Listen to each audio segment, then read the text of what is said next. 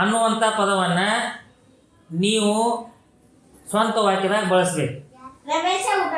ರಮೇಶ ಊಟ ಮಾಡಿದನು. ರಮೇಶ ಶಾಲೆಯಲ್ಲಿ ಊಟ ಮಾಡಿದನು. ರಮೇಶ ಶಾಲೆಯಲ್ಲಿ ಊಟ ಮಾಡಿದನು. ರಮೇಶ ಮದುವೆಯಲ್ಲಿ ಊಟ ಮಾಡಿದನು. ರಮೇಶ್ ಮದುವೆಯಲ್ಲಿ ಊಟ ಮಾಡಿದನು. ರಮೇಶ ಜಾತ್ರೆಯಲ್ಲಿ ಊಟ ಮಾಡಿದನು. ರಮೇಶ ಜಾತ್ರೆಯಲ್ಲಿ ಊಟ ಮಾಡಿದನು. ಕಡಿ ಕಡಿ. ರಮೇಶ ಹೊಲದಲ್ಲಿ ಊಟ ಮಾಡಿದನು. ರಮೇಶ ಹೊಲದಲ್ಲಿ ಊಟ ಮಾಡಿದನು. ರಮೇಶ ಗುಡಿಯಲ್ಲಿ ಊಟ ಮಾಡಿದನು. ಹಾ, ರಮೇಶ ಗುಡಿಯಲ್ಲಿ ಊಟ ಮಾಡಿದನು. ಹೇಳುವ. ರಮೇಶ ಮದುವೆಯಲ್ಲಿ ಊಟ ಮಾಡಿದನು. ರಮೇಶ ಮದುವೆಯಲ್ಲಿ ಊಟ ಮಾಡಿದನು. ಹೇಳಪ್ಪ. ರಮೇಶ ಬ್ಯಾಟಿಗೆ ಹಾ ಅಲ್ಲಿ ಊಟ ಮಾಡಿದನು. ಹಾ, ರಮೇಶ ಬ್ಯಾಟಿ ಮಾಡಿದ ಊಟ ಮಾಡಿದನು.